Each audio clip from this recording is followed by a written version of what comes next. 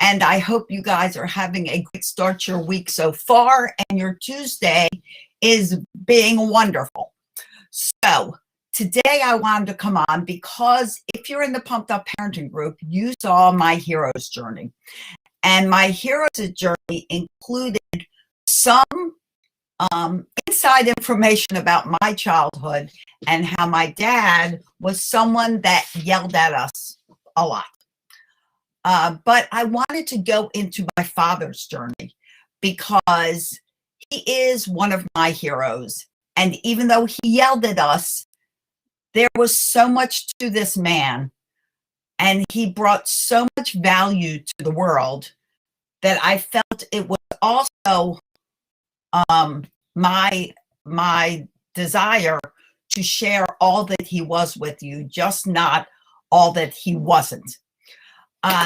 So anyway, as you're hopping on, please do me a favor and say hi. Tell me who you are. Sometimes in this app, it'll say Facebook user. So if you make a comment, just use your name because I want to respond and say hi to you guys. And if I don't know who you are, I'm going to say hi, Facebook user. But I'm also going to open up my Facebook so that at least in one of the groups that this, projects to, I will be able to see your comments. Okay.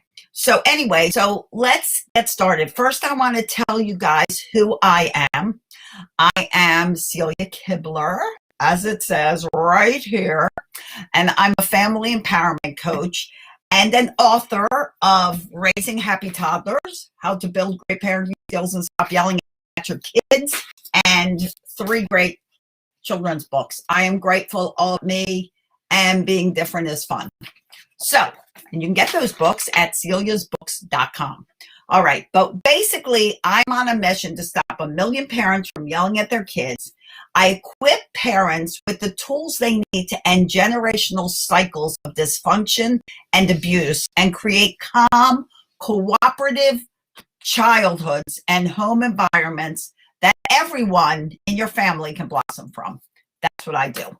I'm a mommy of 5 kids, 2 I gave birth to, 3 I gained through marriage. I am a grandma to 9 wonderful humans, and I love my babies. I love my babies. And many people call me the baby whisperer because I connect. And if you read my hero's journey in the Pumped Up Parenting Facebook group, you will see why I connect so well to children. But let's talk about my dad, because he was an amazing person. He was truly larger than life and an amazing person. And although he was somebody who did have a very short fuse, a very short temper, and I'm sure if you grew up as someone like that, you could relate, he was also so important to the world. I mean, he did monumental things. So first, I want to tell you about his childhood. So here's a man that grew up during the Depression in New York City, actually Coney Island, New York. And he grew up very poor. And he was physically and mentally abused as a child and always felt to believe in himself as, and criticized and judged. So he felt like, nothing he did was good enough. It was never right. He just felt very little of himself. Thank you. Tell me who wrote, "Hey sister, love you," because I love you too. So he just felt so little of himself, and that lasted a lifetime. Now, let me tell you what he struggled with. He struggled with a short temper, as I mentioned, a very an inability to really control his emotions. When he raged big time. He will call my mother stupid. He will call my mother an idiot. And even if someone is not calling you those names, oh, hi CL, how are you? Oh, I'm so glad you're joining me. Even if abuse, verbal abuse and physical abuse is kind of like secondhand smoke. That's how I like to compare it.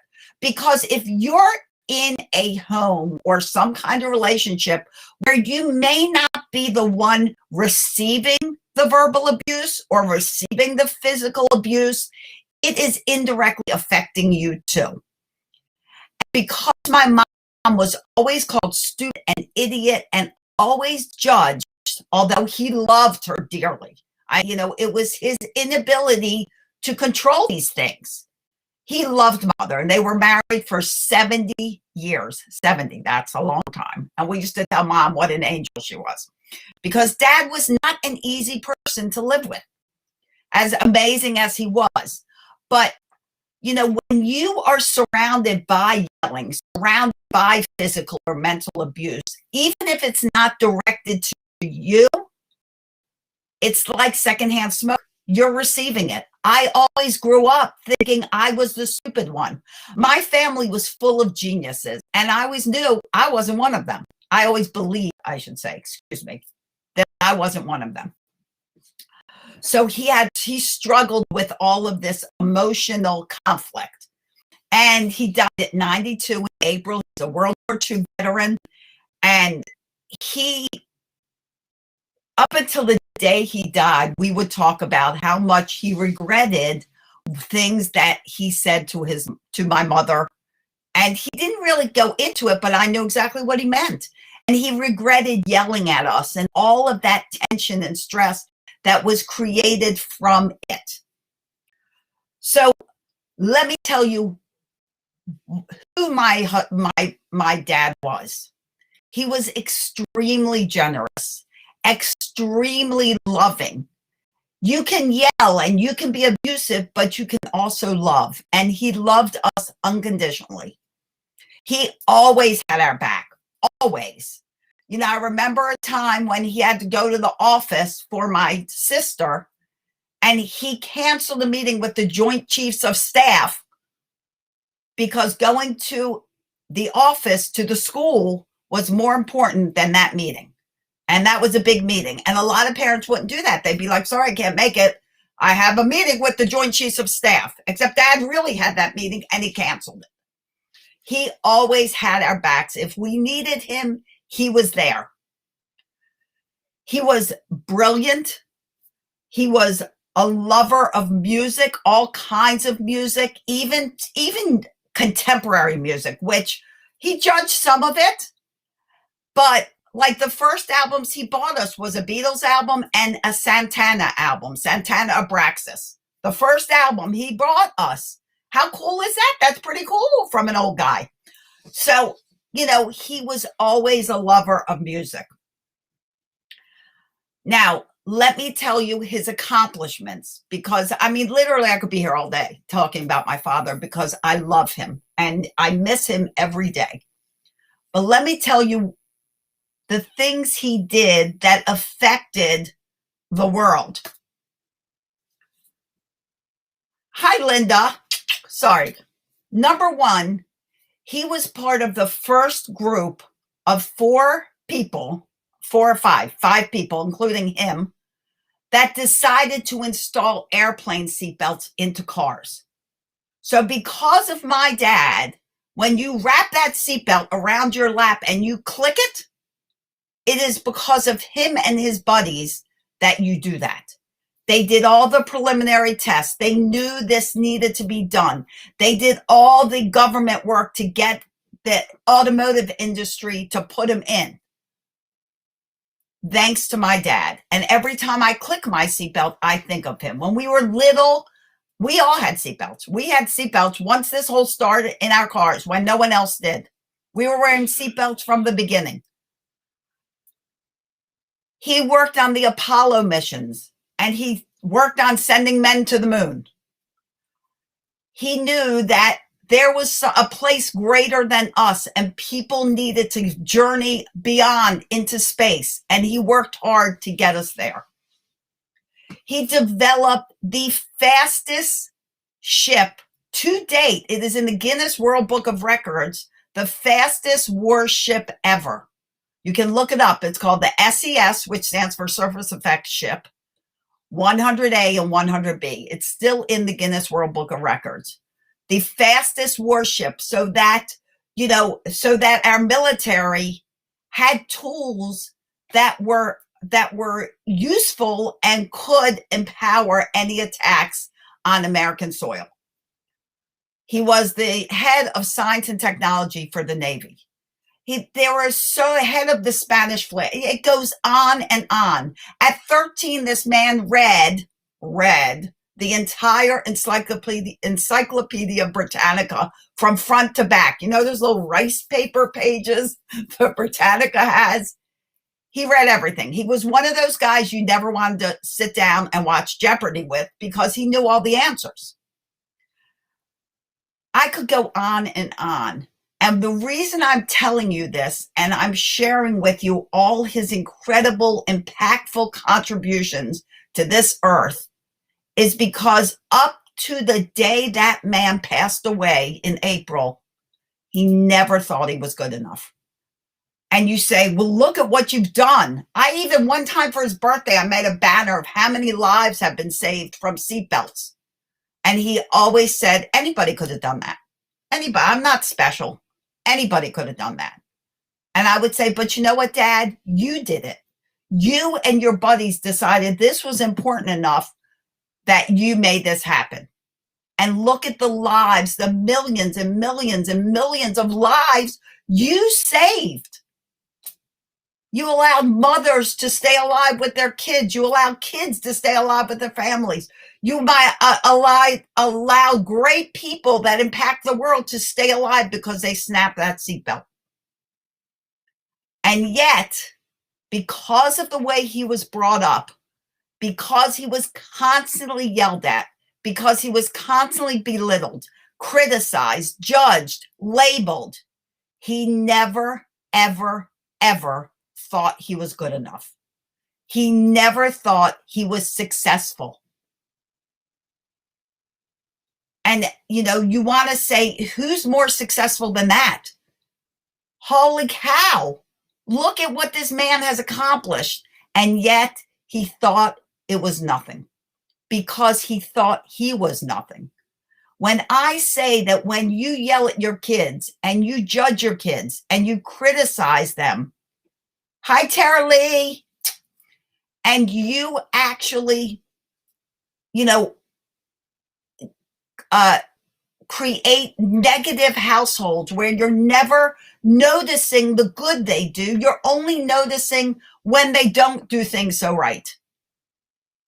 You're only speaking to the wrong they do, never the right they do. And they do a whole lot more right than they do wrong, guys. When that happens, children don't grow up hating you. They grow up hating themselves. And if you don't realize that from this conversation about my father, who was, in my eyes, one of my biggest heroes and one of the greatest men to have lived, if you don't recognize that here was a man that did so much for society. Seatbelts. Oh my gosh, can you impact a single human being any more than deciding to install an airplane seatbelt into cars? What an impact. Humans everywhere buckle their seatbelts to keep them safe. And yet he thought he was nothing. Nothing. So I really, I beg of you, if you can figure out how to stop yelling at your kids, how to stop criticizing, how to stop judging, how to stop labeling, and if you need help, reach out to me. It is my mission to stop 1 million parents from yelling at their kids. I plan to do it by the end of this year, and then I'm upping it to 10 million. Please reach out to me. You can change. It can stop with you. That generational cycle of abuse can stop with you. You are strong enough. You are worthy of it, and your kids are worthy of it. You are worthy of having peace and calm in your home. Who listening now is thinking to themselves, you know what? This is going to stop with me. If you're thinking, I'm going to do this, it's going to stop with me, put hashtag stop it in the comments, because it can stop with you. It does not have to continue. Because if you decide, you know what, it's too hard for me, it's too hard for me to stop, then you know what's going to happen? Your children will scream at their kids. Your grandchildren will scream at their kids. Your great-grandchildren. This dysfunctional childhood will continue from generation to generation. And if you don't think that it will, just look back on your childhood and look back on the childhood your parents had. Yes, you've already started, Tara Lee. Super proud of you, because I know you all can do it. And share this out, because we have to impact everyone. Can you imagine this world if parents stopped yelling, criticizing, judging, controlling their children? Can you imagine the people that would be running governments, that would be, roaming streets? There would be safety and joy everywhere. There would not be this constant hating of each other, because there would be appreciation for your fellow man. There would be gratitude that you exist on the world and that other people exist in the world. You would actually start listening to people instead of just agreeing with them, that as long as you agree with me, that's it. You would start considering that, you know what, other people have valid points of views, even if they're not my point of view. Can you imagine? What if we did stop 1 million parents from yelling at their kids? What if we stopped 10 million? And we can only do it together. We can only do it by one person saying, this stops with me. I can do better. My kids deserve better. And my kids' kids deserve better. So let's join forces. Let's join together. This is my mission. And my father's the perfect example of why. Here's a man that contributed to the world like few do, that made an impact on almost every person that exists on this planet. And yet he felt like he was mediocre and garbage. So let's make a change, guys. We got to do this together. If you want to be on this movement with me, just put me and I'll reach out to you, because this movement's going to get really strong really soon. And I have huge announcements about it. And I would love you to be a part of it. This is not something where you pay me, nothing like that. Of course, if you want coaching, absolutely. If you need help, reach out. But this is something where you say to yourself, this stops with me. And I'm going to be a part of it. Everyone deserves better. Absolutely. Everyone. And if it doesn't stop with you, then who? Okay, guys. So got a little emotional, but it's my dad. I love him and I miss him terribly. And I will reach out to you guys, because I'm going to put you guys in a special list of people that are committed to making a difference. And when all this new news comes out, which it will soon, if everything falls into place, I'm going to let you guys be the first to know. Okay, because we're going to make this change. We're going to make this change in this world to honor my dad. We are going to make it happen. We are going to change 1 million children's lives or more. Because when 1 million parents stop yelling at their kids, who knows how many children stop getting yelled at and start growing up in a calm, cooperative, respectful, happy, and fun childhood. One that they can blossom from and they don't have to recover from. I love you too, Tara Lee. I love you too, honey. And thank you, Czar. I love you. So let's do this. Let's do this together. Share this out, get more people on board, and let's do this. All right, guys. So that's what I have for you today.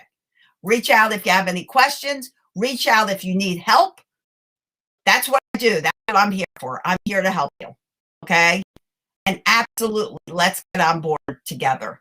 Thank you so much. He was really awesome. He had his faults, but don't we all?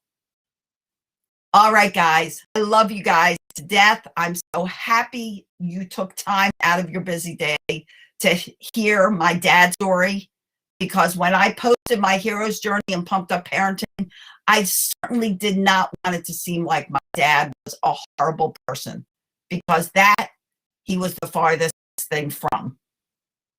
But he had his faults.